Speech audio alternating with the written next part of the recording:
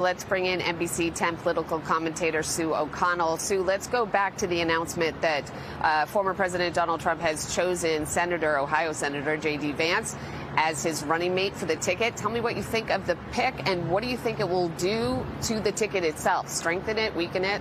Well, J.C., I'm optimistic because J.D. Vance once called him America's Hitler, so there's hope for me that I might be a vice president for Trump someday. No, but seriously, Vance doesn't add a lot to the ticket in terms of expanding the base, right? Because he's from Ohio, which is not a battleground state anymore. He's red meat to the MAGA faithful. And if you're a Republican who wants to support Ukraine and wants to fight Russia, or maybe you have a more moderate view of reproductive rights, then J.D. Vance is not appealing to you and therefore is not expanding Trump's base. But he is young, and that's a bonus for sure. And he doesn't hurt Trump. But I'm not sure he helps in the general election. But again, picks for vice president, they rarely do. Do you remember who Hillary Clinton's vice president pick was? That's right. It was Tim Kaine. I'm not going to put you on the spot, JC. It's a very good point, though. It's a very good point. I do want to ask you about what happened on Saturday in the sense that, I mean, it's jarring to see whether it's a president or a former president be shot at, to see blood coming down his ear and his face.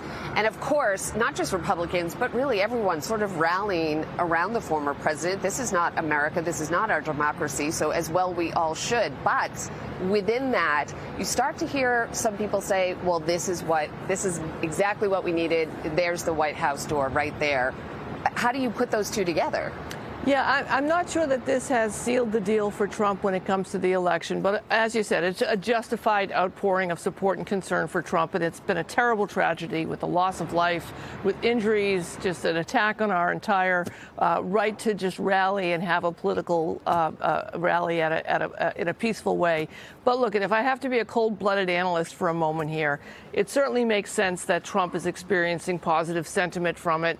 And the assassination attempt and the convention will help him in the polls a little bit. But we are still 113 days away from the election. The Democrats haven't had their convention yet, so there's plenty of time for voters to put their feelings aside a little bit, assess the policy, and then decide who they're going to vote for in November, JC. Well, that's a very good point. Let's talk about the Democrats, because there was a lot of noise coming from that party last week, a lot of division whether or not President Biden should step aside, allow somebody else to come in and be the nominee on the ticket, and those who want to stay the course. They've been very quiet these last few days. What do you think, Sue? Well, I spoke to some Democrats today, JC, and they haven't really given up, the ones I spoke to, about replacing Biden on the ticket. They're still having discussions. They just don't think it's neither appropriate or helpful for them to be talking about it right now publicly. I also heard a round of fresh rumors about who might be the candidate or who might be Vice President Kamala Harris's running mate if she becomes the nominee. So we're seeing some fresh polls with Trump beating Biden. So I don't think the conversation is done yet. I just think it's on hold for the moment, JC.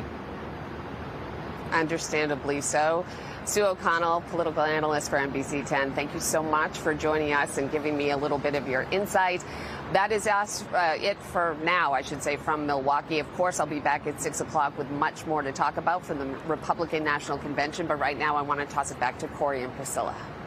All right, JC, thank you very much. We will see you at 6 o'clock. Of course, JC and NBC 10 political reporter Matt Pritchard going to be joining us live from the RNC in Milwaukee all week, so be sure to tune in for their live reports.